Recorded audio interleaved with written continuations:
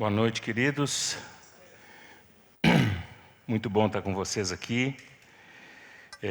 Desde já peço aí que deem um desconto para a minha voz, porque eu estou há 2 semanas tentando me recuperar de uma viagem aí que exigiu bastante dela e ela vem e volta, vai assim e oscila, mas pela bondade do Senhor eu estou melhorando cada dia um pouquinho mais. E os irmãos pediram que eu repartisse com vocês, uma palavra que eu reparti, acho que domingo passado, se eu não estou enganado. Mas tinha essa galerinha toda que estava no retiro, e muitos de vocês que também não puderam estar. E aqueles que estão ouvindo pela segunda, terceira, minha esposa já ouviu muitas vezes, né? Então, por onde nós temos passado é uma palavra que nos acompanha. Nós queremos repartir o que Deus tem colocado no nosso coração. Essa palavra é fruto, na verdade, de um desdobramento de algo que Deus vem falando conosco já há bastante tempo, né? Não é um assunto recente, é um assunto de alguns anos que a gente vem trazendo, ministrando em lugares. Mas Deus sempre tem sua palavra é tão rica, tão preciosa, que ela se renova e ela realmente tem poder de impactar, né, nossas vidas. E mesmo eu que compartilho, muitas vezes me vejo sendo surpreendido por algo que o Espírito Santo está falando naquele momento. E eu quero pegar também essa palavra que o Japa trouxe no começo da reunião sobre a expectativa que nós precisamos ter com relação àquilo que nós temos para receber de Deus. Porque às vezes Deus tem algo precioso para nos dar, mas não na embalagem que nós gostaríamos de receber. Temos uma expectativa de um presente que vem de um jeito e Deus está nos dando ele de outra forma. Mas sempre é um cuidado de Deus, um carinho de Deus para falar conosco, para ministrar o nosso coração. Então eu queria realmente chamar vocês, né, a estarem com o coração aberto. E eu pediria agora que vocês inclinassem a cabeça de vocês, nós possamos orar um minutinho e pedir ao Senhor que Ele fale conosco. Oram muitas vezes por quem está ministrando, mas a gente precisa, todos nós que somos ministrados e que recebemos a palavra do Senhor, precisamos ser um solo fértil onde essa palavra cai, né? Senhor, nós oramos por cada um aqui, Senhor, de nós, começando por mim, para que a Tua palavra, que é viva e poderosa para produzir, Senhor, mudanças na nossa vida, para nos transformar. Como o próprio Paulo diz, Senhor, que é o poder de Deus, o Evangelho, Senhor. Essa palavra de boas novas para nós. Que ela possa alcançar o coração de todos aqui, Senhor. O Teu desejo, com certeza, é alcançar todos os corações. Mas nós oramos pedindo, Senhor, que o nosso coração possa receber as verdades da Tua palavra e nós possamos reter essa verdade, sim. E ela não se perca rapidamente, mas fique guardada e seja aplicada nas nossas vidas, Pai. Em nome de Jesus. É muito bom ver esses vídeos dos encontros de adolescentes, dos retiros, né? Eu ainda tenho os resquícios dos meus filhos, agora já não são mais adolescentes, né? Já casaram, já não estão mais em casa. Mas toda vez que eu vejo esses retiros, eu lembro de que são momentos que marcam a vida desses nossos jovens, desses adolescentes, né? Às vezes são oportunidades de reconversão, são oportunidades de um alinhar das suas vidas com Deus, né? Então é muito bom. Vocês todos que estavam no retiro, eu quero dizer assim que procurem guardar tudo que vocês ouviram, revisar, quem sabe, né? Quem anotou, quem tomou nota de algumas coisas, né? Eu vi que alguns fizeram grupos, né, para conversar. Né, não deixem que isso rapidamente fique no passado, né? Mas que vocês possam realmente reviver esses dias que vocês estiveram lá recebendo, né? E possam crescer e serem homens que vão ser cada vez mais parecidos com Jesus, amém? A palavra que eu tenho para trazer para vocês, ela é uma palavra que ela é uma continuidade daquilo que já vem ministrando aqui na congregação, e essa mesma palavra também, né? Que começou com um assunto da paternidade de Deus, onde nós precisamos ter um olhar renovado com relação a quem Deus é para nós. E muitas vezes nós temos dificuldade em desassociar a imagem de Deus das experiências que nós tivemos na nossa história.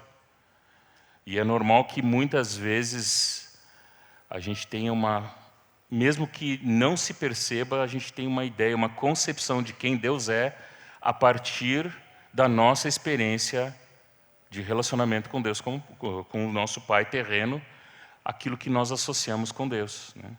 Então, quem teve às vezes um pai muito ausente, ou quem não teve pai, ou quem teve um pai que abandonou a casa, nós sabemos que a igreja é o lugar onde há todo tipo de situação, né? E a Denise mesmo, minha esposa, vem de um lar onde muito cedo o pai saiu de casa e ela, a partir dos 2 anos de idade, cresceu praticamente sem o pai. Eu tive um pai presente que em muitos momentos teve suas limitações. E todos nós, sem exceção aqui, por mais que tenhamos o pai sempre bem presente na nossa vida, nós todos somos resultado, né, do pecado de Adão, que fez com que as famílias fossem disfuncionais. E por consequência, nós carregamos marcas dos nossos relacionamentos, carregamos marcas de coisas que foram frustradas nas nossas vidas, de decepções, enfim, e chegamos até o momento em que conhecemos a Cristo. Alguns têm o privilégio de conhecer bem cedo, outros vão conhecer já com mais idade. Então, essa bagagem, ela nos acompanha. E o que o Senhor quer fazer nesta noite, para muitos aqui, é descortinar, é abrir os olhos para que você veja com olhos espirituais qual é o tamanho do amor do Pai por ti. Então não basta apenas você saber que Deus é Pai, né? Certamente se eu fizer a pergunta aqui e pedir para levantar a mão quem crê que Deus é um Pai bondoso, praticamente creio que todos vão levantar a mão, porque isso é algo que é um senso comum, que Deus é um Pai bondoso. Mas quando no dia a dia nós começamos a viver o nosso dia a dia, passamos por lutas, passamos por situações difíceis, muitas vezes a frustração, a decepção, ela provoca em nós uma sensação de que de alguma maneira nós estamos sendo esquecidos por Deus, ou quem sabe estamos colhendo frutos de erros que cometemos. Então aí se aplicam alguns ditados antigos, né? Deus não mata, mas castiga, né? Isso é só uma determinada idade talvez que conheça, né? Mas existem algumas expectativas e percepções a respeito de como Deus se relaciona conosco. Então, nessa primeira ministração que eu trouxe há alguns meses atrás, eu falei sobre essa paternidade de Deus como uma decisão que Deus teve de nos adotar. E a adoção não é uma filiação de segunda categoria, como nós podemos pensar, podemos imaginar pela cultura, né, que diz, fulano é adotado, ele vem de uma história mais difícil, né? A adoção, quando nós olhamos para o texto de Romanos, que vai dizer que nós não precisamos mais viver agora atemorizados, mas que nós fomos adotados, né? Recebemos o espírito de adoção. Paulo, ao direcionar essa carta à igreja de Roma, ele está falando de um processo de adoção que tem a ver com a cultura daquela época. E isso é o que eu trago nessa primeira ministração, falando sobre uma decisão que alguém tomava de receber o filho como filho de fato. Tudo que a sociedade romana dizia que havia alguns requisitos que esse filho precisava atender para ser de fato aceito na família. E a questão, o fato de ter nascido em uma família não dava garantia para esse filho de que ele de fato iria viver como filho. Muitas vezes ele acabava vivendo como se fosse um rejeitado ou um escravo normal do senhor daquelas terras, né? Então, com isso em mente, Paulo escreve que nós recebemos o espírito de adoção e nós podemos então chamar a Deus de Abba, que é uma expressão de intimidade, né? Que significa paizinho, né? Então, é mais do que apenas chamar, né, excelentíssimo Deus e Pai, né? Aquela coisa assim formal e distante, não, mas é paizinho, paizinho querido. Esse é a intenção de Paulo ao escrever essa carta aos Romanos. O que acontece é que entendemos a paternidade de Deus, mas aí tem o outro lado. Às vezes nós dizemos, tá bom, eu sei que Deus então me ama, que Ele me aceitou, que Ele decidiu me incluir na sua família, que Ele me deu o direito de ser chamado de filho, e eu posso chamar Ele de pai. Obrigado, querido. Mas eu não me sinto como filho. Então, essa palavra de hoje ela vem trazer esse complemento para esse assunto sobre paternidade. E como nós tivemos aqui o retiro, onde eu sei que uma boa parcela de vocês participou com ênfase na família, né? Eu creio que essa palavra ela vem então agregar, né? Ela vem complementar a importância de que durante esse ano de 2025 nós como congregação possamos ter uma nova realidade da vida familiar a partir de uma cura pessoal que cada um de nós passa. Porque tenho certeza, meus irmãos, as dores que nós carregamos da nossa história, uma vez que elas não são tratadas, que elas não são resolvidas, são as dores com que nós vamos tocar em outras pessoas. Pessoas feridas normalmente vão ferir outros, por suas limitações, por suas dificuldades, por aquilo que lhe faltou, por um sentimento de que eu não tenho condições de dar porque nunca recebi. Essa, inclusive, é a minha história, né?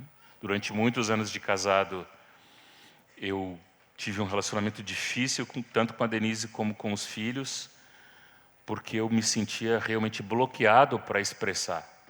Até eu entender que o meu problema era um problema do meu passado. Eu tinha uma grande dificuldade de me relacionar com meu pai, embora, deixando bem claro aqui, ele foi um pai que esteve dentro de casa, viveu com a minha mãe até partir para estar com o Senhor, mas era um homem muito calado.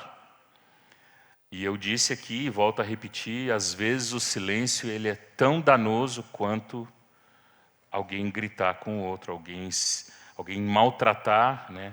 O silêncio e a indiferença, ele é tão letal quanto a pessoa se sentir simplesmente que ela não existe, né? Tratada com indiferença, né? E o meu pai tinha suas limitações, ele era um homem trabalhador, tinha muitos valores, mas ele não conseguia se expressar. Claro que aí eu precisei entender que ele também era fruto daquilo que ele herdou do pai dele, que era um homem extremamente violento, que tinha toda uma história, né? Por isso que as Escrituras vai dizer que, lá em Pedro, que nós fomos comprados não por ouro nem por prata, mas pelo precioso sangue, e fomos resgatados do fútil procedimento que nossos pais nos legaram. Porque há um legado que passou a todos nós. Não importa se você tem 10, 12, 14, 16 anos, se você tem 60, 70, 80, todos nós recebemos um legado e carregamos ele. E à medida em que a luz da verdade da palavra começa a chegar nessas áreas da nossa vida, nós precisamos tomar uma decisão se vamos continuar carregando com essa dor, essa dificuldade, essa limitação, né? Ou se nós vamos de fato nos desvencilhar disso, se nós vamos liberar perdão, né? Porque o perdão é uma das armas mais poderosas para nos fazer homens livres, né? Também ministrei aqui há um tempo atrás sobre Mateus 6, que diz que nós, da mesma maneira que nós perdoamos, nós somos perdoados pelo Senhor. Então são algumas verdades que nós precisamos constantemente estar repetindo e estarmos lembrando disso. Isso precisa estar presente na nossa vida familiar, no nosso relacionamento com Deus, para que nós não venhamos, às vezes, a estar patinando em coisas tão básicas, tão simples, porque decidimos, eu não vou perdoar, esse assunto eu vou botar uma pedra em cima e eu não volto mais a falar dele. Não. Que possamos todos nós aqui, em nome de Jesus, decidirmos andar na luz, decidimos resolver as áreas da nossa vida que precisam ser tratadas, que precisam ser de fato aplicado, né, esse perdão, esse reconhecimento do erro, o pedido de perdão, né, a restituição, e de fato sermos homens, mulheres, jovens, adolescentes livres, né, porque perdoaram seus pais, porque foram perdoados, porque entenderam que os pais também sofreram suas lutas, suas dificuldades, e um dia, né, isso não é uma coisa que só velhinho diz para os mais jovens, mas é uma verdade, né? Um dia vocês também vão ser pais e vão descobrir os desafios de ser pai. Na verdade, os pais que estão aqui sabem, né? Muitos estão concordando com a cabeça. Nós, como pais, erramos. E o problema não é errar. O problema é não acertar quando se erra, né? E o chamado de Deus para nós é para nós acertarmos a nossa vida. Amém? Então, entendendo que o espírito de orfandade ele atua na humanidade como um todo. Ele não é algo que fulano tem mais esse espírito de orfandade, ou Beltrano tem mais dificuldade. Não, isso é algo que atua sobre toda a sociedade. E cada vez mais isso tem ficado evidente, né, quando nós entendemos hoje os grandes dilemas que as pessoas enfrentam com a sua identidade, de querer saber quem são, ou de achar que não são, né, ou de se identificar com animais. Eu acho que eu sou um cachorro, acho que eu sou um gato, acho que eu sou um cavalo. Tem todo tipo hoje de pensamento, né, o tal do pensamento líquido, fluido, onde as pessoas assumem várias identidades porque não conseguem se ver como de fato Deus diz que elas são. Porque se há uma verdade que nós precisamos nos agarrar com firmeza, é de que se eu tenho alguma dúvida com relação à minha identidade, eu preciso ir no manual do fabricante, que diz, eu sei quem tu é. A palavra vai dizer, né, que eu é que sei que pensamentos tenho a vosso respeito. Jeremias 29, né? Pensamentos de paz e não de mal, né? Então Deus sabe que pensamentos Ele tem a teu respeito. Deus sabe quem tu é. Ele te fez e não te fez por um engano. Opa, me enganei, fiz de um jeito, mas não era para ser bem desse jeito. Não é assim que Deus lida conosco. Então nós precisamos ter isso muito claro, né, de que Deus realmente nos deu uma identidade e que essa identidade ela está estabelecida por Ele, né? Mas a estratégia de Satanás, né, desde o Jardim do Éden, foi questionar as coisas que Deus estabeleceu. E ele mesmo, como um anjo caído que perdeu a posição que tinha de relacionamento com Deus, ele mesmo experimentou, né, não como filho, porque ele não era filho, ele era anjo, né, criado por Deus, mas ele se viu orfanado, porque a expressão orfanado ou órfão é alguém que perde algo que tinha direito. Não é aplicado apenas para filho, mas alguém que foi orfanado do acesso a determinada coisa. É uma expressão meio antiga, mas ela significa isso, alguém que não consegue mais ter acesso. E Satanás perdeu o acesso que ele tinha ao trono, à presença, àquela glória que ele tinha, e foi então lançado da presença do Senhor. E a partir desse momento, ele começou então a trabalhar na humanidade para implantar esse mesmo sentimento de não pertencer. Eu não sou parte, eu não sou aceito, eu não tenho lugar para mim, né? E ao implantar isso no homem, ele vai gerar então um relacionamento distorcido. E como o propósito de Deus, todos nós aqui fazemos há muitos anos uma catequese, que o propósito de Deus é uma família. de muitos semelhantes a...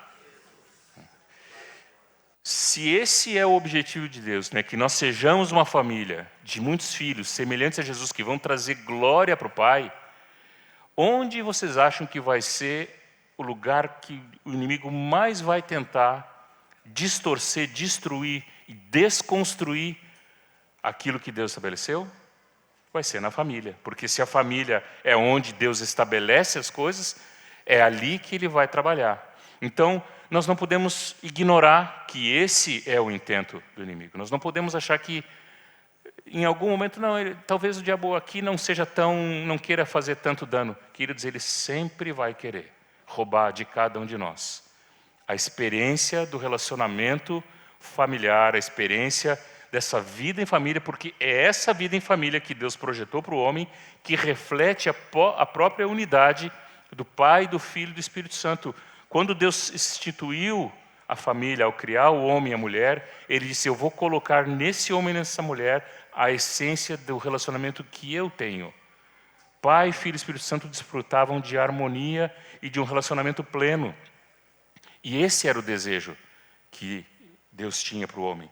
Essa distorção e tudo que vem acontecendo ao longo da história vem roubando a oportunidade do homem viver a plenitude daquilo que Deus tem. Famílias bem estruturadas, pais que ocupam o seu lugar, filhos que sabem que são amados e que pertencem, que vão, consequentemente, toda vez que um filho sabe o seu lugar, sabe que ele é filho, que ele é amado, que ele pertence, esse filho vai poder constituir uma família firmado nesses mesmos valores, e ele tem um grande potencial de ter uma boa família. Mas quando alguém vai para um casamento, vai para um relacionamento com uma dificuldade de saber quem é e como ele vai se relacionar, ou se ele vai dizer, mas no meu caso, né, eu tinha dificuldade de me expressar porque eu também não tinha recebido e eu achava que era melhor eu ficar quieto e eu ia tratar a situação daquele jeito, vamos botar uma pedra em cima do assunto e não vamos mais falar no assunto. E assim eu estava matando o meu casamento, assim eu estava minando o nosso relacionamento pelo silêncio. Então, vocês precisam entender que se vocês querem uma receita que dá certo para ter um casamento, para ter um relacionamento, para experimentar até restauração em casamentos, né? Voltem-se para a palavra e entendam que vocês precisam saber que vocês são filhos, que vocês são amados e que Deus quer expressar através desse amor, através da presença do perdão, através de relacionamentos verdadeiros, aquilo que realmente faz com que nós possamos viver em família. Não é que eu, depois que tive esse entendimento das minhas dificuldades com meu pai, que eu precisei liberar perdão sobre a vida dele, não é que eu nunca mais errei. A questão não é não errar mais, mas a questão é estar pronto, habilitado para acertar à medida em que você erra, né? Porque se há um ingrediente que também precisa estar muito presente dentro de um relacionamento de marido e mulher, dentro de um relacionamento familiar, é o perdão. Então, a maturidade que nós todos vamos atingindo como família não é uma maturidade que nunca mais erramos, mas é quando nós erramos, nós prontamente acertamos. Me perdoa, eu errei, eu quero acertar isso, eu quero te restituir honra, eu quero acertar contigo, eu não quero ficar dividido. E ali o diabo não consegue, então, lançar todas as mentiras e todas as mágoas e o ressentimento, aquela coisa que vai fermentando, que vai crescendo e que vai fazendo com que o relacionamento familiar se deteriore. O problema é que quando nós não acertamos isso, o terceiro ponto lhe diz que nós começamos a condicionar o nosso relacionamento com Deus a partir das coisas que nós recebemos ou que nós não recebemos. Então, quando alguém prospera, quando alguém tem um bom emprego, quando alguém consegue crescer, fazer certas coisas, comprar um carro, isso, diz, Deus está do meu lado, Deus é bonzinho comigo. Mas quando começa a passar por alguma situação, e eu acho que todos nós enfrentamos aqui momentos difíceis, né? Muitas vezes a impressão que tem é assim, Deus deve estar bravo comigo. Então, o que nós associamos? Que relacionamento com Deus é recompensa. Se eu faço coisas boas, eu recebo um tapinha nas costas. Se eu faço uma coisa errada, ele está com um raiozinho pronto para, agora te acertei, né? E assim nós vivemos então num relacionamento de erros e acertos e recompensas ou punições. E de novo nós estamos longe daquilo que Deus realmente tem. Porque a palavra dele nos afirma que Deus, sendo rico em misericórdia, né, por causa do grande amor com que nos amou, estando nós mortos dos nossos delitos e pecados, Ele nos deu vida. E não só nos deu vida, mas diz que Deus prova o seu amor para conosco pelo fato de ter Cristo morrido por nós, sendo nós ainda pecadores. Então, por alguma razão, entre a nossa conversão e depois os anos que se seguem da nossa caminhada, há um delay, ou um delete, não sei o que é o melhor aqui, mas parece que nós deletamos uma verdade. E a verdade é que nunca foi porque nós merecemos. Nunca foi porque eu fui bonzinho. Ah não, Deus olhou lá do céu e disse assim, não, como ele se comportou bem nesses últimos 2, 3 anos, eu vou ter misericórdia, eu vou salvar ele. Não, queridos, nunca foi por isso. Todos nós aqui fomos alvos da sua misericórdia. Amém? Todos nós fomos alcançados por essa graça inexplicável. Eu não consigo explicar o tamanho dessa graça e dessa misericórdia que me alcançou. E certamente você pode tentar, mas você não consegue medir, né? Tem um cântico que nós cantamos, né? Não saberei o quanto custou o meu pecado lá naquela cruz, mas eu sei que naquela cruz toda a minha transgressão foi perdoada e foi suficiente aquele sangue para me limpar e para limpar todo aquele que recebe a Jesus como Senhor e reconhece. Então, isso precisa ser realmente motivo que alegra o nosso coração e que nos faz ter esperança. Nós somos amados porque Ele decidiu nos amar.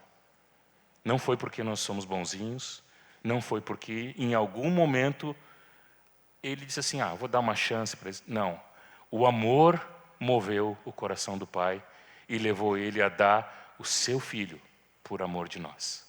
Amém? Quarto ponto vai falar o exemplo de Lucas, né, da parábola do filho pródigo, né, onde esse filho era órfão estando dentro de casa, porque a gente sempre diz que a parábola do filho pródigo é do filho que foi, né? Mas eu costumo sempre lembrar que a parábola é dos 2 filhos perdidos. O vô Moisés dizia isso muito, né? Que era melhor trocar aquele título que tem na maioria das Bíblias aí. Se você quiser, não é heresia, viu? Se você, aquele título ali, ele é só uma sugestão, não faz parte do original. Você pode botar, se quiser, ali, a parábola dos 2 filhos perdidos. Porque tanto o que se foi e que abandonou o pai e que desejou que o pai estivesse morto, como aquele que ficou, provaram que não tinham relacionamento com o pai. Porque o que foi, disse, eu quero mais o teu dinheiro, não me interessa a tua companhia. E foi. E o que ficou disse assim, eu estou aqui todo esse tempo e tu nunca me deu nada. E o pai disse, mas meu filho, tudo que eu tenho é teu. Como assim nunca te dei nada? Tu está mendigando um cabrito para comer com teus amigos, mas é tudo teu, faz o uso que tu quiser. Então, esse filho vivia dentro de casa com uma mentalidade de órfão, né? E isso pode continuar se repetindo naqueles que já receberam a Jesus como Senhor. E por isso é importante nós entendermos essa verdade, de que a nossa relação com Deus, ela precisa ser uma relação de amizade, de amor. Eu ando com Deus não porque eu tenho que cumprir regras. Eu leio a palavra não para que se meu discipulador perguntar, eu vou dizer, não, essa semana eu li, então ele não vai me pegar, né? Se ele perguntar, eu digo, não, eu já li um capítulo essa semana.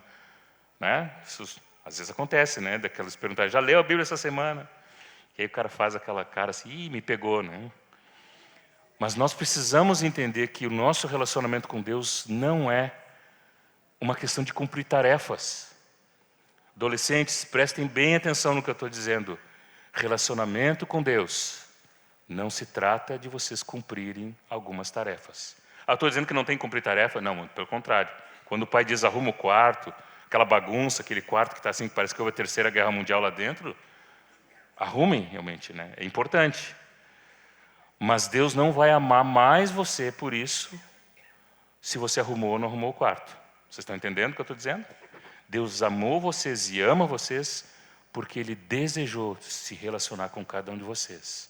Ele desejou fazer parte da vida de vocês. E quando nós entendemos isso, o que precisa nos mover para um relacionamento com Deus é esse mesmo amor. Porque senão nós vamos ser tarefeiros, nós vamos ser cumpridores de metas. Eu faço alguma coisa, então não, essa semana eu estou nota 10 com Deus.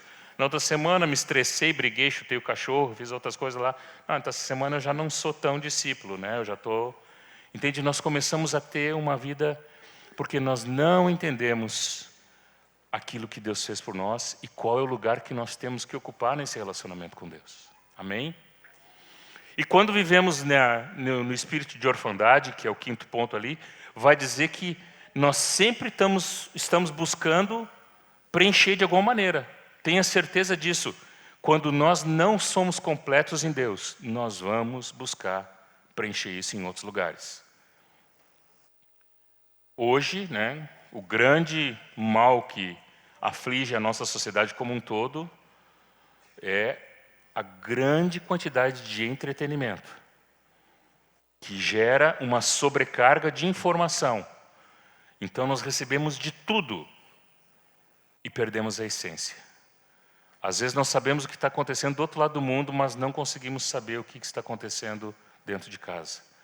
Às vezes o adolescente consegue interagir com vários amigos virtuais, mas não consegue ter uma conversa verdadeira com uma pessoa face a face, olho no olho, né? Eu não estou dizendo só eles, porque como se eles fossem os vilões, mas todos nós, às vezes, começamos a ter relacionamentos sempre superficiais, relacionamentos que não chegam em uma intimidade verdadeira. Eu li um livro um tempo atrás, devo ter mencionado ele aqui, que é Paternidade Bem Resolvida, fazendo uma propaganda do irmão aqui, porque o livro realmente eu gosto muito, não recebo absolutamente nada para isso. Mas Paternidade Bem Resolvida, o livro do Fabiano Ribeiro, ele vai dizer que os homens, principalmente homens, mas a humanidade em geral, quando não consegue ter uma intimidade da cintura para cima, isso é, que envolve o coração, eu não consigo abrir o meu coração, vai buscar uma intimidade da cintura para baixo. Vocês estão entendendo? Quando eu não consigo ter intimidade e abrir o meu coração, me dizer quem eu sou e falar das minhas lutas e das minhas dificuldades, eu vou querer suprir essa carência de intimidade buscando uma intimidade da cintura para baixo. É sério isso. Nós precisamos ser homens e mulheres que abrem o coração diante do Senhor, que têm relacionamentos verdadeiros e que conseguem, por causa desses relacionamentos verdadeiros, andar na luz. E aí o texto de 1 João diz que se andarmos na luz, como Ele na luz está, o que acontece? Nós temos comunhão uns com os outros.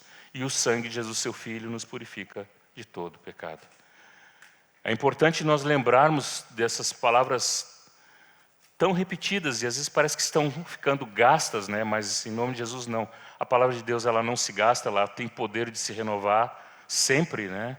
Quando nós decidimos andar na luz, quando nós decidimos mostrar esse sou eu mesmo, e acertar a vida. Não é uma questão também só de vomitar os seus problemas e ficar por isso mesmo, porque aí não adianta, né? Mas a palavra diz que aquele que confessa o seu pecado e deixa ele, né? Abandona ele, né? Ele alcança a misericórdia, porque Deus está sempre pronto para usar de misericórdia conosco. Vamos adiante. Deixa eu ver aqui.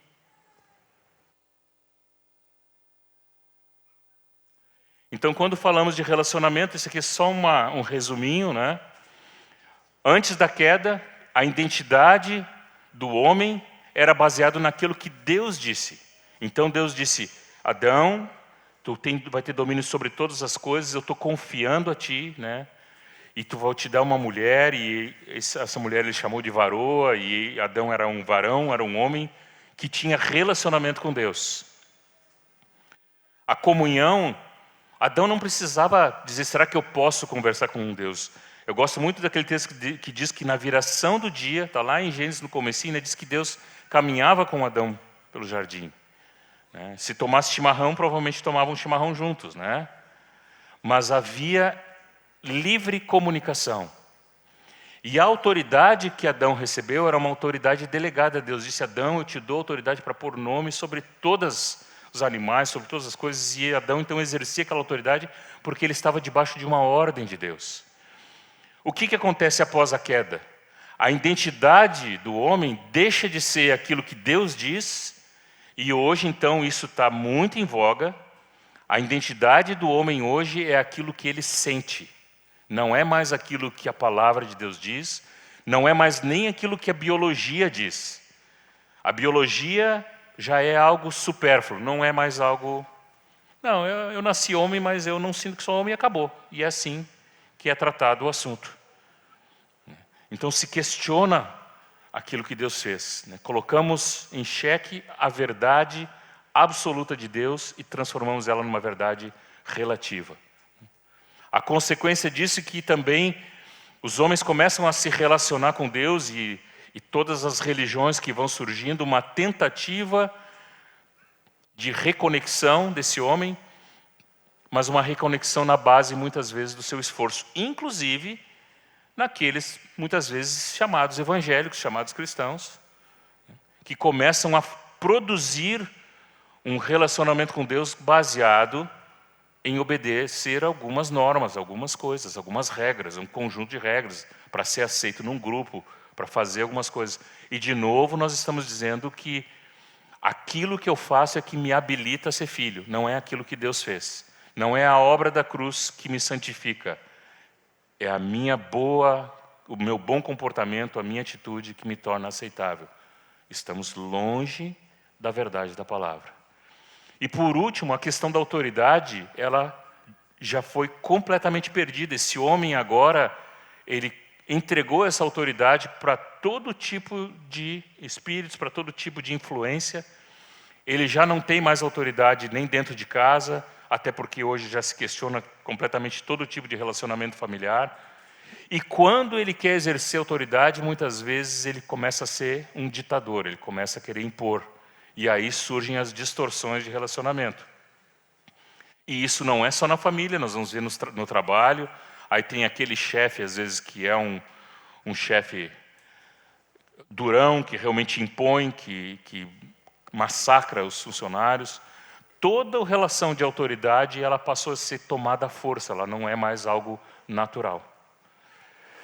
E aí nós chegamos no ponto de entender que nós precisamos nos relacionar com Deus, não por aquilo que nós fazemos, mas por aquilo que Ele fez. E por isso que nós precisamos aprender a ser filho. Aprender a ser filho é um processo que nós vamos recebendo revelação. Queria convidar você para abrir o livro de 2 Samuel, capítulo 9.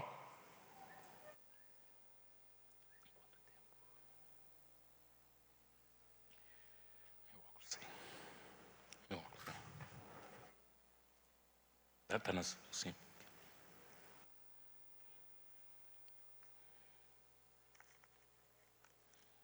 Sem o óculos eu não consigo ler nada. Eu vou ler aqui para tornar um pouco mais rápido, né? Até porque todo o capítulo 9. 2 Samuel, capítulo 9, vai dizer assim: Disse Davi: Resta ainda porventura alguém da casa de Saul para que eu use de bondade para com ele, por amor de Jonatas? Havia um servo na casa de Saul, cujo nome era Ziba, e chamaram-no para que viesse a Davi. Perguntou-lhe o rei: És tu Ziba? Respondeu: Eu mesmo, teu servo. Disse-lhe o rei: Não há ainda alguém da casa de Saul para que eu use da bondade de Deus para com ele? Gravem bem isso, né? Davi está perguntando: há alguém da família de Saul, da casa de Saul, para que eu use da bondade de Deus para com ele? Então Ziba respondeu ao rei: Ainda há um filho de Jonatas, aleijado de ambos os pés. E onde está? Perguntou-lhe o rei. Ziba lhe respondeu: Está na casa de Maquir, filho de Amiel, em Lodebar. Então mandou o rei Davi trazê-lo de Lodebar, da casa de Maquir, filho de Amiel. Vindo Mefibosete, filho de Jonatas, filho de Saul, a Davi, inclinou-se, prostrando-se com o rosto em terra, e disse-lhe Davi: Mefibosete. E ele disse: Eis aqui teu servo. Então lhe disse Davi: Não temas, porque usarei de bondade para contigo, por amor de Jonatas, teu pai, e te restituirei todas as terras de Saul teu pai, e tu comerás para sempre a minha mesa. Então se inclinou e disse: quem é teu servo para teres olhado para um cão morto, tal como eu? Chamou Davi a Ziba, servo de Saul, e lhe disse: tudo o que pertencia a Saul e a toda a sua casa dei ao filho do teu senhor. Trabalhar-lhe-ás, pois, a terra, tu e teus filhos e teus servos, e recolherás os frutos para que a casa do teu senhor tenha pão que coma. Porém, Mefibosete, filho do teu senhor, comerá pão sempre à minha mesa. Tinha Ziba 15 filhos e 20 servos, e disse Ziba ao rei: segundo tudo quanto o meu senhor, o rei, manda ao seu servo, assim o fará. Comeu, pois, Mefibosete à mesa do rei, como um dos filhos do rei. Gravem também isso, que Mefibosete comeu à mesa do rei, como um dos filhos do rei. Tinha Mefibosete um filho pequeno, cujo nome era Mica. Todos quantos moravam em casa de Ziba eram servos de Mefibosete. Morava Mefibosete em Jerusalém, porquanto comia sempre à mesa do rei. Ele era coxo de ambos os pés. Então, todo esse pano de fundo que eu fiz, um pano de fundo grande, falando de toda a dificuldade que nós temos de entender a paternidade de Deus, para mim ficou, um dia pela manhã, lendo com a Denise esse texto, e me saltou aos olhos essa situação de Mefibosete. E eu talvez até, em algum momento, troque o título dessa ministração e ela deixe de ser Aprendendo a Ser Filho, para dizer que nós precisamos ser livres da síndrome de Mefibosete. O que é a síndrome de Mefibosete? Também chamada de síndrome do cão morto. Nós vemos nesse texto que Davi, e quem conhece um pouco mais a história, eu vou só dar uma pincelada para nós não irmos muito para trás, mas Davi teve um relacionamento de uma amizade muito forte com Jonatas, que era filho de Saul. A maioria conhece essa história? Levanta a mão quem conhece essa história. Muito bom, quase todo mundo conhece aqui. Então, Jonatas, filho de Saul, era um príncipe que por direito herdaria o trono de Saul, mas em função de que Deus havia destituído Saul da posição de rei e tirado do seu espírito, tirado da bênção, o trono tinha saído da família de Saul para um novo rei que Deus estava constituindo. E para piorar a situação, Saul fez um monte de decisões erradas, consultou necromantes, deixou de depender do Senhor e começou a querer agradar o povo e desobedeceu uma ordem de Samuel, que era para esperar, ele não esperou. Enfim, uma sucessão de erros de um homem que não dependia mais do Senhor. Saul e Jonatas foram à guerra e nessa guerra ambos morreram. A história vai dizer que Mefibosete, filho de Jonatas, tinha aproximadamente 5 anos quando o pai morreu. E ali se instaurou um medo de que, então, aqueles exércitos inimigos iam entrar em Jerusalém e iriam dizimar todos os filhos do rei, porque isso era o que acontecia. Quando um rei perdia uma guerra e ele era deposto, normalmente toda a geração era dizimada para que não houvesse um sucessor que reivindicasse o reino. Mefibosete, então, é pegado por uma das amas, das pessoas que cuidavam dele, e ela vai fugir para evitar que a criança seja morta. E ela cai por cima da criança, o texto não explica exatamente como é que foi esse tombo, mas diz que ele ficou aleijado de ambos os pés, e ele já não podia mais caminhar. Até aqui ainda tem uma muleta, mas eu não sei nem se ele conseguia andar, porque os relatos não dizem que ele conseguia andar, que ele era dependente de outros para se locomover. Então esse é o quadro da dor, de Mefibosete. Filho de um príncipe que foi deposto porque o pai perdeu o direito do trono. Esse pai e o vô morrem na guerra, e ele então foge para não perder a vida, para literalmente não ser dizimado, para não perder o pescoço. E ele vai morar numa cidade que se chama Lodebar. E eu gosto muitas vezes de pesquisar isso, porque tem alguns cuidados de Deus quando Ele escolhe algumas alguns nomes de lugares, né? E associa com a realidade das pessoas, né? Mefibosete, então, um príncipe que não tinha mais a posição de príncipe, embora o sangue real estava nas veias, aleijado, vai morar em Lodebar. Lodebar significa um lugar de sequidão, lugar em que não tem pasto. Essa é a tradução dessa palavra. Pode ter algumas variações, mas em resumo é isso que diz. Então é um lugar que não parece ser um lugar de prosperidade. É mais para um lugar de esquecimento do que um lugar de ser lembrado. Alguns historiadores dizem que Lodebar ficava mais ou menos a 60 quilômetros de Jerusalém. Para aquela época era uma distância razoável, uma distância de algum bom tempo de caminhada, né? E para alguém aleijado era um tempo grande, porque ele precisava de alguém para transportar, né? Então esse era o quadro de Mefibosete, filho de um príncipe que por sua vez tinha morrido na guerra, de um avô que tinha sido rejeitado como rei, tinha ficado aleijado e tinha ido morar num lugar de estio, um lugar de sequidão, um lugar de esquecimento. De repente, chega para ele um e-mail lá, não tinha e-mail naquela época, né, mas recebe um comunicado, olha, o rei Davi lá de Jerusalém mandou te chamar. A minha mentalidade fértil, quando eu comecei a examinar esse texto, capítulo 9, fiquei imaginando assim que aqueles 60 quilômetros, para Mefibosete, deve ter sido os 60 quilômetros mais longos da vida dele, né? Porque ele disse assim, cara, o rei me achou. E ele conhecia a história. A gente até pode dar um spoiler aqui. Abram em 2 Samuel 19, 28 a 30.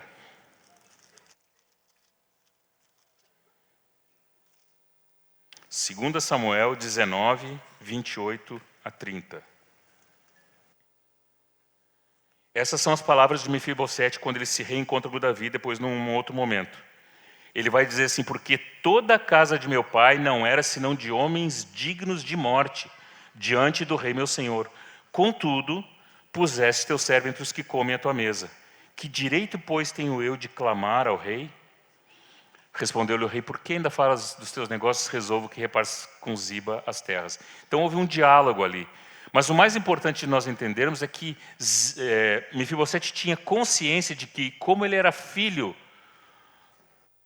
na verdade, ligado a Saul, e Saul tinha sido destituído rei, o normal é que o rei que assumia, e vocês vão encontrar isso em muitas ocasiões no Velho Testamento, mandava matar todos os herdeiros, né, do antigo rei que foi deposto. Esse era o normal. Então Mefibosete tinha consciência de que ele tinha uma grande chance de perder o pescoço.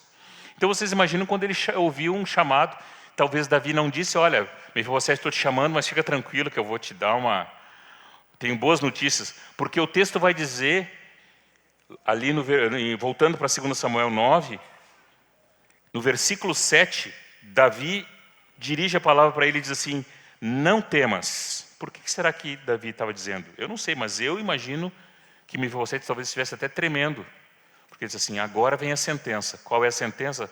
Naquela época tinha vivo, morto, né? Então ele estava na expectativa do que é que o rei ia dizer.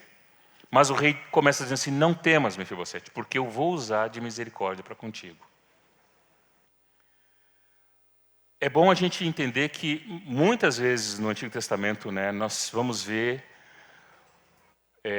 muitas situações que tipificam a misericórdia de Deus e até mesmo a própria pessoa de Deus na figura de um rei, na figura de um profeta. Nós vamos ver algumas situações, né, que fazem essa correlação entre aquele personagem e a própria pessoa de Deus, né? E se nós olhamos no versículo 1, o versículo 1 diz que Davi, né, lembrou que tinha feito uma aliança, porque ele disse assim, resta ainda porventura alguém da casa de Davi para que eu use de bondade para com ele, por amor de Jonatas? Davi tinha feito uma aliança com Jonatas que talvez muita gente já não lembrava mais dela. Ou quem sabe até foi uma aliança feita no campo em que eles disseram, eu vou cuidar da tua família, e Jonas disse, eu, se viver mais que tu, vou cuidar da tua. Havia uma aliança e um compromisso entre eles. Creio eu pelos relatos, né, isso não está claro, que Mefibosete, como perdeu o pai aos 5 anos, talvez essa notícia nem tenha chegado para ele, que havia um relacionamento de tanta intimidade, de tanto compromisso entre o pai dele e o rei. E aqui já nós podemos ver uma verdade importante, né? O desconhecimento das verdades da palavra na nossa vida, muitas vezes, nos levam a viver uma vida limitada, uma vida aprisionada. Às vezes somos escravizados por mentiras que o diabo está querendo fazer que se transformar numa verdade, porque nós desconhecemos aquilo que Deus está prometendo para nós. Como é importante que a verdade da palavra habite ricamente na nossa vida. Mefibosete, tudo indica, não conhecia, ou a segunda possibilidade, que não muda muito, talvez ele tenha ouvido falar, mas ele não cria que Davi iria usar realmente de bondade, porque senão ele não teria ficado apavorado, ele não teria chegado trêmulo, ele não teria chegado assustado diante de Davi. Mas a verdade é que Davi tinha uma aliança e Davi estava disposto a honrar com aquela aliança com Mefibosete. Então, Davi olhava para Mefibosete e enxergava a aliança que ele tinha feito com Jonatas. Ele olhava assim, ele é filho de um homem que eu estabeleci uma aliança de amor e eu vou honrar aquilo que eu prometi. Será que existe alguma semelhança quando nós olhamos para a obra de Jesus na cruz e Deus olha para nós através dessa obra e diz, merecer ele não merece, mas eu tenho uma aliança por causa do meu filho que eu dei por eles. Vocês estão entendendo? Que da mesma forma que Davi personifica a pessoa de Deus, Jonatas personifica a pessoa de Jesus. Porque ele é o motivo pela qual Davi estava não só poupando, e nós vamos ver na continuidade do texto que Davi não só diz, não tema que eu não vou tirar a tua vida, Mefibosete, mas eu vou te restituir todas as terras que eram de Saul, o teu avô, ou o teu pai, porque a conexão de parental era muito conectada ao rei, né? Então ele disse, eu vou te restituir. E quando Davi decide restituir as terras a Mefibosete, ele está dizendo, Mefibosete, eu estou te dando de novo a tua identidade. Porque naquela época, ter terras era ter identidade. Era as terras que pertenceram aos meus pais, aos pais dos meus pais, aos meus avós, bisavós. A terra estava ligada à família. E de repente Mefibosete, que morava numa cidade de estio e de esquecimento, recebe a informação seguinte, todas as terras de Saul, teu pai, eu vou te restituir. E tem mais, eu não só vou restituir toda a terra para que tu tenha, então, uma história, tu possa sustentar as tuas gerações, provavelmente tu vai poder deixar para o teu filho Mica e vai deixar depois para os teus netos e para os teus bisnetos, ou seja, Davi estava dando para ele uma nova perspectiva de vida. Mas Davi ainda tinha uma outra demonstração de amor e de uma aliança muito forte. Ele disse, não só isso, Mefibosete, mas tu vai comer a minha mesa todos os dias. Vocês já pensaram alguém que estava achando que fez aqueles 60 quilômetros pensando assim, será que ele vai mandar cortar minha cabeça rápido? Ele vai passar a espada? Será que ele vai me botar numa masmorra? Nada disso aconteceu e, pelo contrário, ele ainda restituiu as terras e agora está dizendo que ele vai sentar à mesa junto com o rei todos os dias. Que diferença a maneira como Mefibosete foi tratado, né? Mas no texto de 2 Samuel 9 ali, qual é a resposta da síndrome de Mefibosete? Quem sou eu para que tu olhe para mim como um cão morto e te importes comigo? Eu não sei se vocês... Eu já li tantas vezes esse texto que de vez em quando eu fico imaginando coisas novas, né? Mas eu tenho a impressão que Davi simplesmente ele ignora o comentário de Mefibosete. Mefibosete diz para ele assim, mas eu não passo de cão morto, eu não mereço nada. E ele diz assim, Ziba, é o seguinte, tudo que eu dei, estou devolvendo para ele, tu vai trabalhar, tu vai cultivar a terra.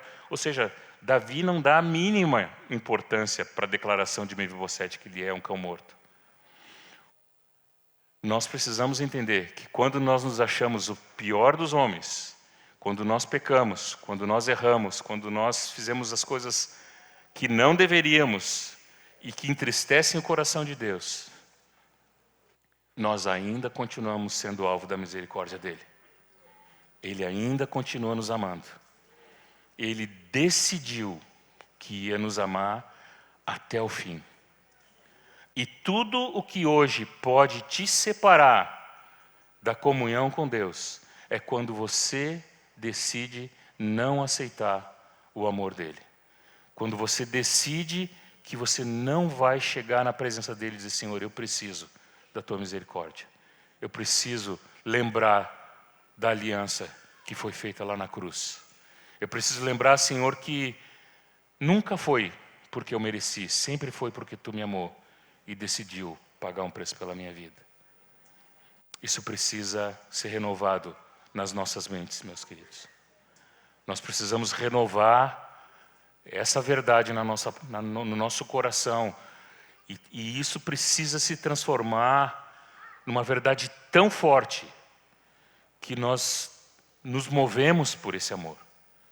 Nós começamos a viver não mais para cumprir regras, mas nós começamos a dizer: Senhor, eu nem sei te amar, Senhor. Eu não consigo te amar do meu jeito, com a minha força, né?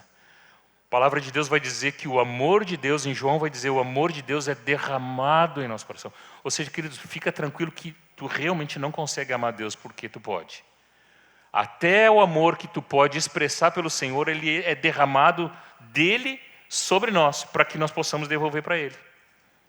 É tanta misericórdia que ele sabe assim: não, ele não tem nem condições de me amar, então eu vou dar um jeito de suprir isso, né? E aí ele nos envia o Espírito Santo, que vem habitar em nós e vem nos conduzir a toda a verdade, e vem nos encher da verdade, né? Precisamos renovar a nossa mente, precisamos crer nessas verdades. Amém? Continuando mais um pouquinho aqui.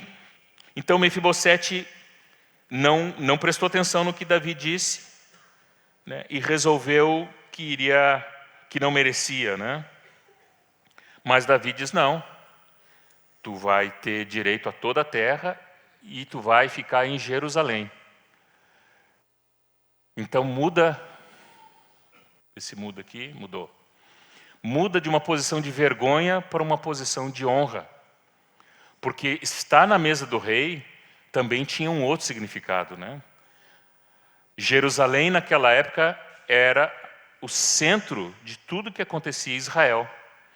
Se Lodebar significava um lugar de sequidão, um lugar de estio, um lugar de esquecimento, Jerusalém era onde estava o rei e é onde todas as decisões importantes eram tomadas. Então, o que está por trás dessa declaração de Davi que diz: tu vai comer todos os dias na minha mesa, na mesa do rei, junto com os meus filhos, junto com os príncipes? Que Davi agora estava dizendo: Mefibosete, tu não precisa ficar nesse esquecimento. Tu vai ficar agora em uma relação de proximidade comigo diária, constante. Tudo que está acontecendo aqui tu vai saber, porque tu vai sentar à mesa do rei. Então há uma diferença muito grande entre aquilo que Mefibosete podia desfrutar de relacionamento e aquilo que Davi estava oferecendo, né? Às vezes, na nossa caminhada com Deus, nós achamos que Deus só se importa com aqueles assuntos bem complicados, né? Eu aprendi com algumas, ainda continuo aprendendo, né, que Deus se importa até com uma vaga de estacionamento de carro para nós. Você sabia disso? Que nós podemos orar às vezes e Ele já... Algumas situações interessantes de orar pedindo um lugarzinho específico e Deus dá, né? Aí eu pergunto para vocês, que Deus é esse, Criador de todo o universo, que a palavra de Deus diz que chama as estrelas pelo nome, que formou os milhões e milhões de estrelas, que se preocupa numa vaga para tu estacionar um carro? Nós somos muito mimados, na verdade, né? Mimadinhos do Senhor, né? Mas nós precisamos entender que isso não se aplica só para alguns. Não tem alguns aqui que são mais amados. Ah, mas fulano era mais... O Senhor tinha um quezinho com ele, né? Gostava mais dele, né? Será? Ou será que muitas vezes nós decidimos viver como um cão morto? Decidimos que nós vamos nos apropriar da síndrome de Mefibosete. Que o Senhor fale conosco para nós decidirmos não permanecer nessa situação. Porque nenhum de nós merecia, mas Ele decidiu nos amar. Amém?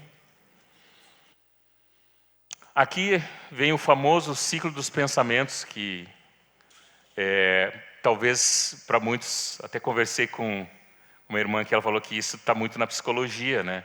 Mas eu quero dizer que a Bíblia explica a psicologia não explica a Bíblia, tá?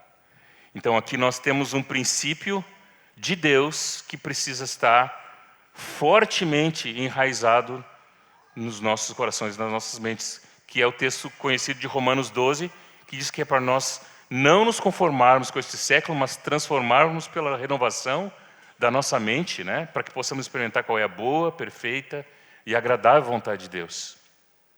O que acontece quando nós olhamos para a história de Mefibosete e nós olhamos para esse ciclo dos pensamentos? Qual era a crença que Mefibosete carregava desde os 5 anos de idade? O que vocês acham? Que ele era um cara bem aceito, o cara que estava por cima? O que vocês acham? Perguntava aos adolescentes, o que Mefibosete achava quando ele estava lá todo aleijado naquela cidade? Não tem pegadinha, a pergunta é, vocês acham que ele estava bem ou que estava... O que vocês acham? Sim, né? Vou dar cola para vocês, né? Mefibosete, aleijado, todo tortinho lá, né? Ainda filho de um homem que também não era muito bem visto, né? Saul, né? Então, essa era a crença que Mefibosete teve ao longo da vida dele. Qual eram os pensamentos que ele tinha? Tem um, pelo menos, que está registrado aqui, né? Eu não passo de um cão morto. Quem sou eu para o rei olhar para mim? Vocês estão entendendo como uma mente que não passa pela renovação, ela tem uma tendência a caminhar sempre? A gente pode chamar isso de ciclo dos pensamentos, a gente pode chamar esse ciclo de destruição, pode chamar isso de ciclo insano, ou a gente pode chamar de ciclo virtuoso, mas a gente vai chegar lá. Quando nós temos pensamentos, então, alinhados com essa crença de que eu não passo de um cão morto, que eu não mereço, quais são as minhas emoções, quais são os meus sentimentos? A qualquer momento eu vou perder o pescoço, a qualquer momento o rei vai me chamar, vai me achar aqui e vai dar ruim para mim. Eu costumo dizer que quem lida muito, às vezes, com a rejeição, e eu já conversei com algumas pessoas assim, a pessoa faz de tudo para ser rejeitado. Por quê? Porque ela precisa confirmar aquilo que ela crê. Então o que ele faz? Eu vou na reunião hoje, mas em vez de sentar com a galera lá com quem eu me relaciono, eu já vou sentar mais lá para o fim. Nada contra quem senta mais para o fim, tá? Mas às vezes, né, pode ter um pensamento assim, eu vou sentar mais no fim, eu vou chegar depois que a reunião já começou, porque aí ninguém assim vem conversar muito comigo, e antes da reunião terminar eu vou embora. E aí eu vou chegar em casa e vou dizer, viu? Sabia que ninguém ia se portar comigo mesmo?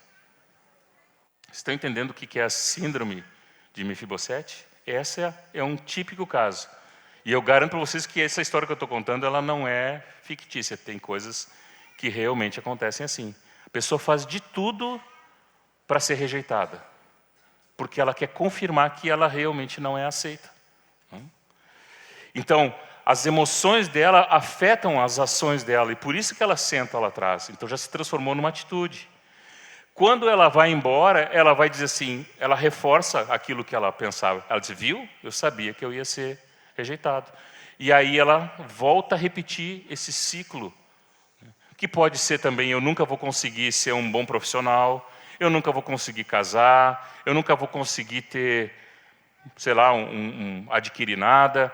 São várias mentiras que ao longo da vida da pessoa, tem pessoas, certamente aqui, em que o pai disse, né, tu nunca vai ser nada, guri, tu não sabe fazer nada direito. E a pessoa ouviu aquilo, às vezes, durante anos.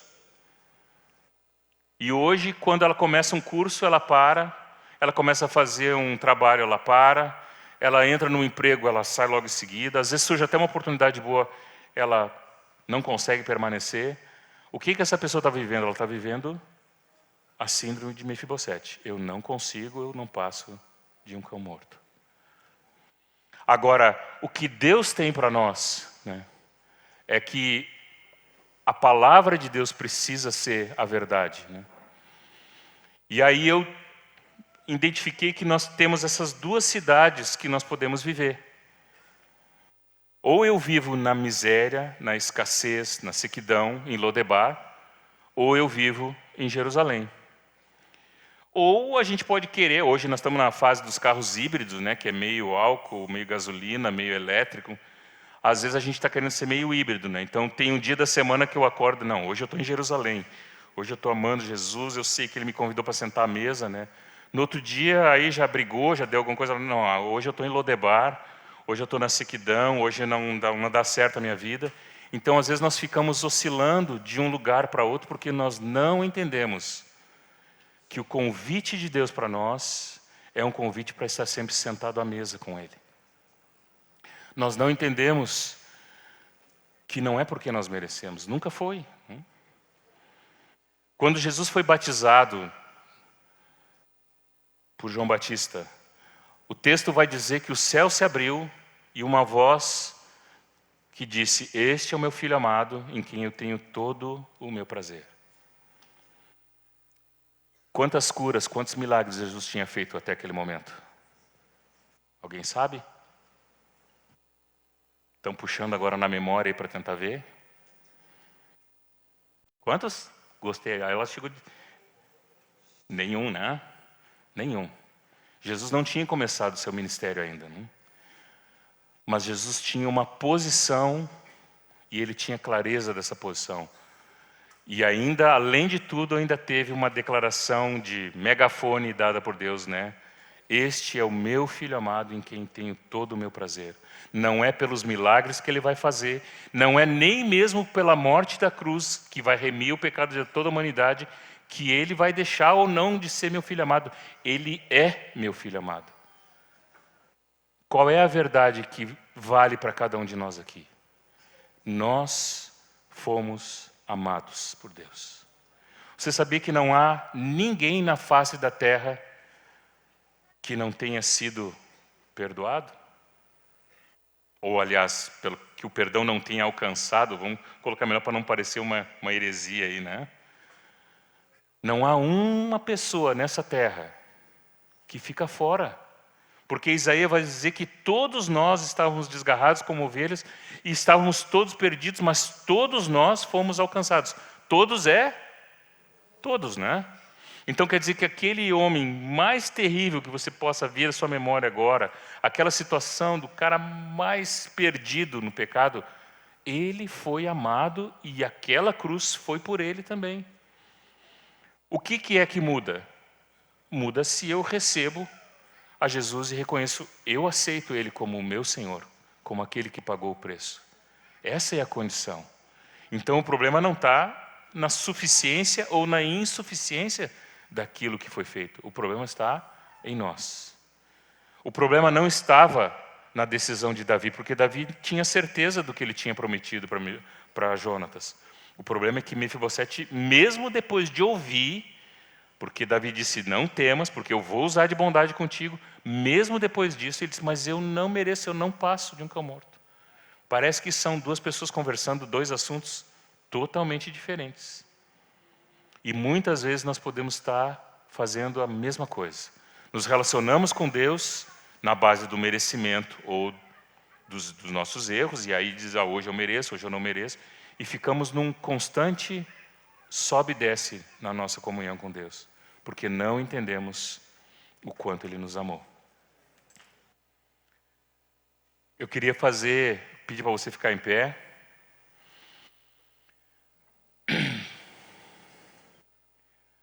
Essa verdade é muito importante, que o convite de Deus hoje continua sendo o mesmo convite que Davi fez para Mefibosete. Mefibosete, tu pode sentar à mesa todos os dias comigo. Mas nós, assim como Mefibosete, podemos dar desculpas ou alegar que nós temos limitações ou que nós fizemos coisas muito erradas. Queridos, este ano nós temos entendido, ouvido do presbitério, que Deus quer restaurar as vidas familiares, a vida de familiares, quer restaurar as famílias, né? Mas a restauração da família passa pela restauração do nosso relacionamento com Deus. Aquilo que Deus tem para fazer no horizontal, primeiro precisa ser resolvido no vertical. Quando nós acertamos aqui, nós vamos conseguir acertar aqui. É isso que diz o texto de João. Se nós andarmos na luz, então está falando do Pai das luzes, daquele que vê todas as coisas. Se nós andarmos na luz como Ele na luz está, nós temos comunhão uns com os outros. Como você tem vivido o seu relacionamento com Deus? Altos e baixos, dias que você se sente filho, dias que você acho que Deus esqueceu de mim, ou eu devo estar sendo punido por alguma coisa. Dias que eu estou em Lodebar, dias que eu estou em Jerusalém. Como tem sido? O meu objetivo aqui não é, muito longe disso, trazer nenhum tipo de acusação para você. Eu não vim aqui essa noite para apontar. Já chega os sentimentos que muitas vezes cada um de nós pode lutar, né, se achando, né, na síndrome do cachorro morto, né? Já chega isso, né? Então eu não vim aqui para lembrar, né, das síndromes, dos sentimentos, porque os sentimentos eles são de todo tipo. Eu vim aqui para te trazer essa verdade, né, que o Senhor quer te convidar para sentar à mesa. Se você tem vivido de alguma maneira um relacionamento superficial com o Senhor, se você acha que não consegue agradar a Ele, essa palavra é para você saber que Ele decidiu te amar. E que aquilo que Ele espera de ti e de mim é que eu me achegue a Ele e diga: Senhor, eu preciso da Tua misericórdia. Se nós nos achegamos, Ele é fiel e justo para nos perdoar. Ele está pronto para nos aceitar. Está pronto para restaurar a nossa história, para nos dar uma identidade. Davi tinha uma certeza quando olhava para Mefibosete: ele é filho de Jonatas e, por consequência, ele é digno de toda a minha bondade. Quando Deus olha para nós, Ele precisa ver essa disposição no nosso coração, de que nós queremos ser alcançados por Ele. Só há uma maneira de ficar fora disso, é quando nós decidimos ficar indiferentes.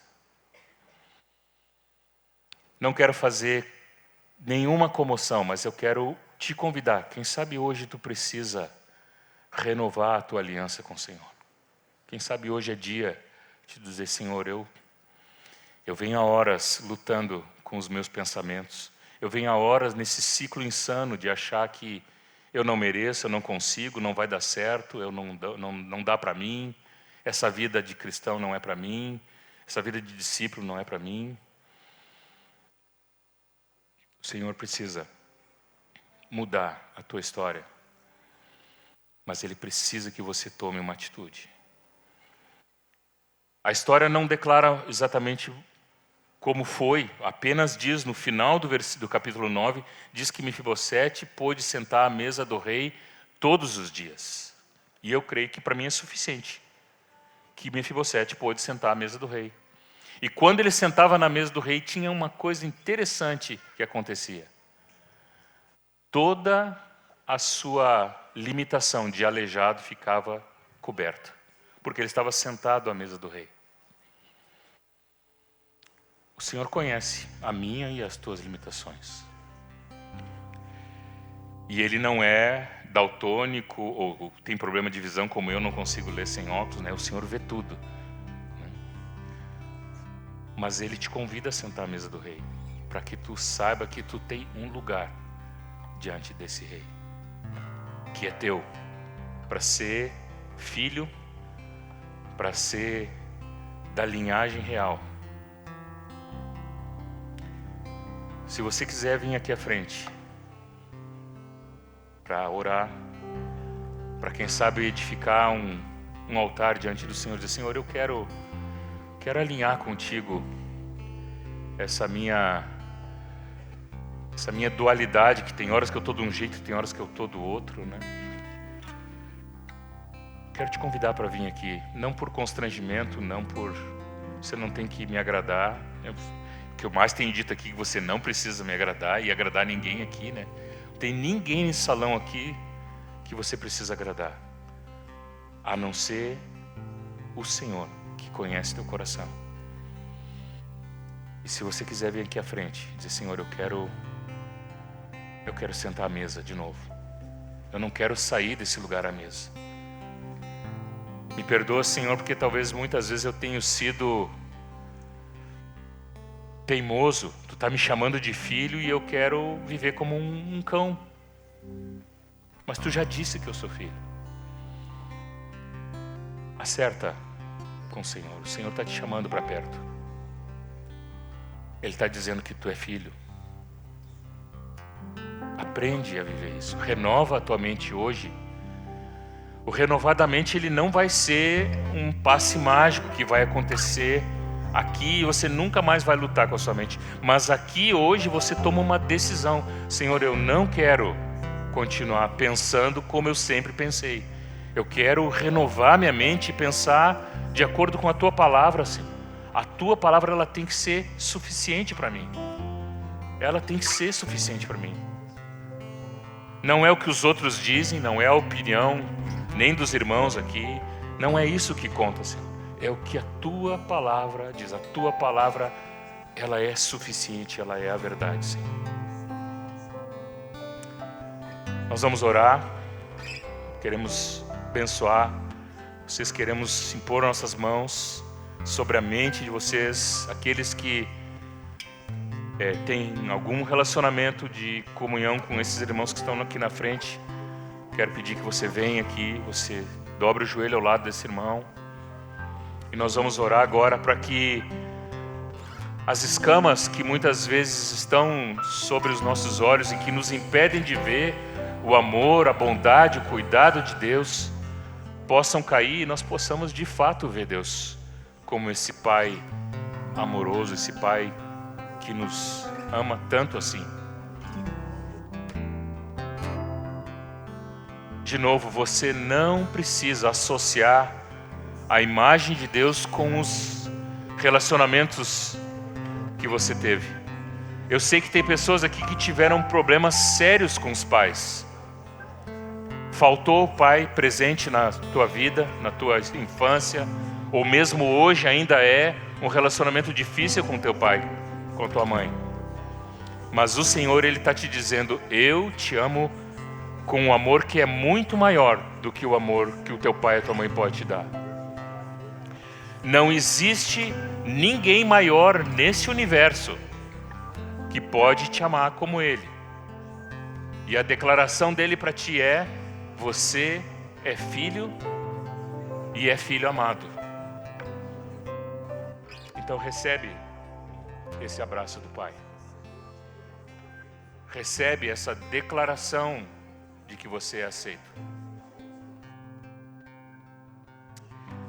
Senhor, nós nesta noite queremos estar diante de Ti. Não por nossos méritos, não por aquilo que nós podemos fazer para Ti, Senhor. Não porque nós acertamos em algumas coisas, nem mesmo, Senhor, porque temos reconhecido a nossa miséria, Senhor. Mas a nossa única e suficiente verdade que nos faz chegar, Senhor, à Tua presença, é que nós fomos amados e perdoados.